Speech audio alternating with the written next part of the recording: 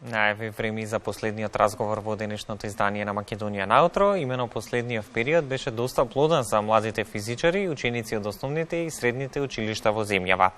Учествуваа на бројни државни и европски надпревари по физика, од кои се вратија со медали и пофалници, а наскоро најдобрите ги очекува и меѓународната олимпијада по физика.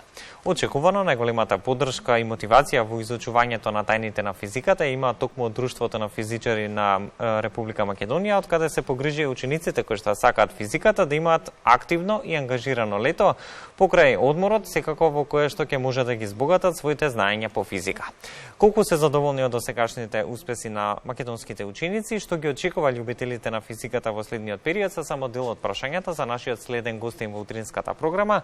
Велам добро утро за професор доктор Ламбе Барандовски, председател на Друштвото на физичари на Република Македонија. Добро утро и добро ни дојдовте. Благодарам за поканата и поздрав до гледачите на македонска телевизија. Ајде на самиот почеток, накратко, какви се активности реализира Друштвото на физичари во текот на изминатиот период, освен домашните надпревари, доста активни и на меѓународен план? Така. Значи, Друштвото на физичари на Република Македонија од 1949 година работи на промоција на физиката и развој на физиката како наука. Имено, во текот на целата година ние организираме различни активности, пред се насочени кон учениците од основните и од средните училишта, преку надпреварите по физика кои почнуваат од општински, регионални, државни, преку селекциони надпревари, секоја година учество на меѓународните олимпијади по физика, во делот на промоција на физиката, додека пак во делот на развој на физиката организираме конференции каде имаме истакнати физичари од Европа и од светот кои учествуваат и одржуваат предавања за различни актуелни теми од физиката. Оваа година имавме физиката за меѓународната конференција за образование по физика во почетокот на мај и секако од 15 до 18 септември имаме 14-та конференција на Друштвото на физичари на Република Македонија, голем настан на кој ќе учествуваат големи физичари од светот. Поминавте доста активни бевте изминатиот период, од 20 до 24 мај се одржа 6-та Европска олимпијада по физика во Љубљана, Словенија, од каде македонските надпреварувачи се вратија со еден бронзен медал и 2 пофалници. Задоволни ли сте од постигнатиот успех со оглед на конкуренцијата на оваа надпреварување и како протече истото? Так. Секоја година ние ова е 6-ти пат како учествуваме на Европската олимпијада по физика, која оваа година се одржа во Љубљана, Словенија, и за прв пат се одржа со физичко присуство после овој период со пандемијата. Учествувавме со 5 ученици од средните училишта од Македонија и имавме, како што рековте, еден бронзен медал и 2 пофалници. Тоа досега представува најголем успех на оваа олимпијада. Задоволни се со оглед на околностите, ситуацијата во која беше образованието, тешката економска криза, сето тоа. Сепак сме задоволни со постигнатото. Со постигнатиот резултат на учениците. Веднаш потоа се одржа и државниот надпревар по физика за учениците од основните училишта во земјава. Колку се значајни овие домашни надпреварувања, односно надпревари, и колку често се одржуваат во текот на годината? Друштвото на физичари на Република Македонија 65 години одржуваат државни надпревари во средните училишта и 45 години во основните училишта. Последните 10 години тоа го прави и со акредитација од Министерството за образование и наука. Овие надпревари се од посебно значење, доколку сакате да имате развој на една базична наука, основен начин да ги привлечете учениците да се занимаваат со она што е вредно, денес актуелно, важно е да ги привлечете уште од најмалите години. Државниот надпревар ние оваа година го државме во јуни, а еве може да кажам дека утре следува првиот селекционен надпревар за учество на меѓународната јуниорска олимпијада по природни науки, на која учениците од Македонија решаваат задачи од физика, хемија и биологија. Друштвото на физичари овој настан го организира заедно со Сојузот на химичарите и технолозите на Македонија и Македонското биолошко друштво. Од 10 до 17 јули престои меѓународната олимпијада. Каде ќе се одржи годинава, што е предвидено за неа и на каков начин ќе биде реализиран со оглед на минатогодишните, би рекол, пандемиски изданија? Да, од 10 до 17 јули се одржува меѓународната Олимпијада по физика, 52-а по ред, и оваа година требаше да биде одржана во Белорусија.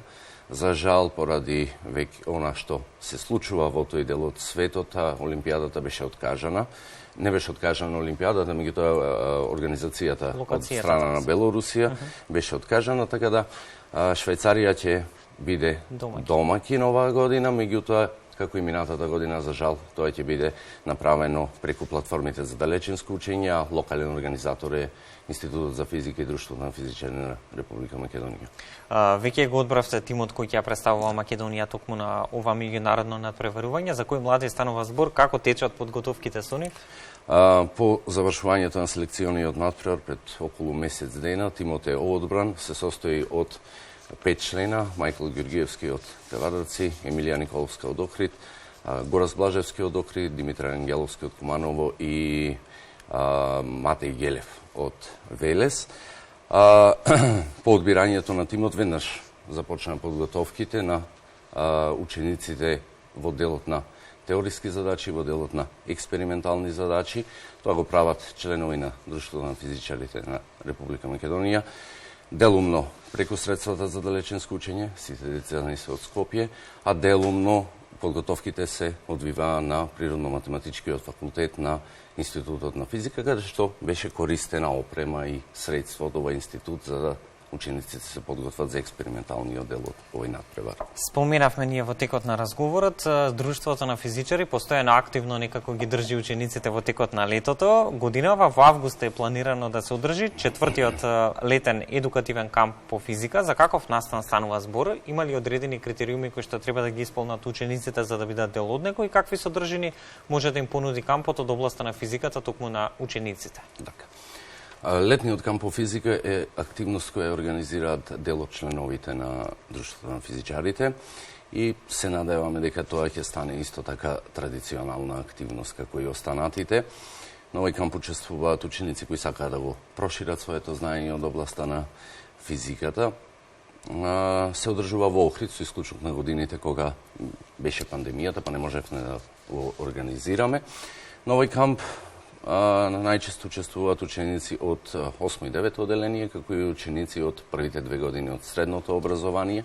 Преку овој камп се обидуваме да побудиме љубовта кон физиката, меѓутоа и да им дадеме на учениците можност да се запознаат со експерименталните процедури, да слушнат предавања од современи области од физиката, да пробаат да работаат она што ние велиме физика и пред се да се дружат во летниот период со ученици кои исто така љубов име овој дел од природните науки. Да, веќе во есен, односно во септември, ве очекува и 14-тата конференција на Друштвото на физичари во Охрид, во која што ќе има излагање на видни научници како од Македонија, така и од странство.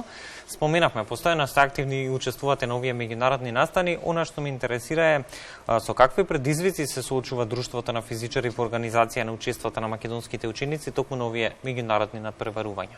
Благодарам за прашањето. Финансите од секојаш биле најголем проблем за учество на сите овие манифестации, посебно на меѓународните олимпијади по физика. Имаше години кога немавме апсолутно никаков слух од надлежните за овие проблеми, меѓутоа последните неколку години преку проекти на Агенцијата за млади и спорт и поддршка од Фондот за иновација и технолошки развој, делумно успевавме да ги пребродиме предизвиците, односно да обезбедиме средства за котизација за учество на овие олимпијади и средства за патни трошоци.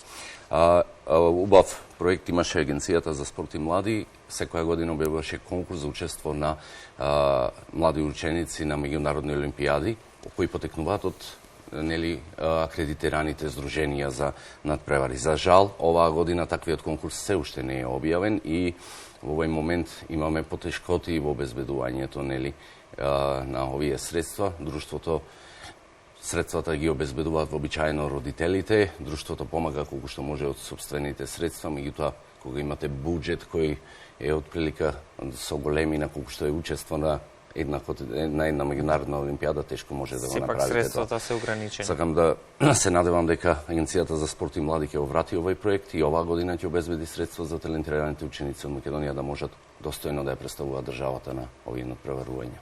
Професоре, благодарам за учеството во утринската програма на Македонската телевизија. Ќе ви посакам многу успеси и нека продолжи поддршката од Друштвото на физичари на Македонија за младите таленти.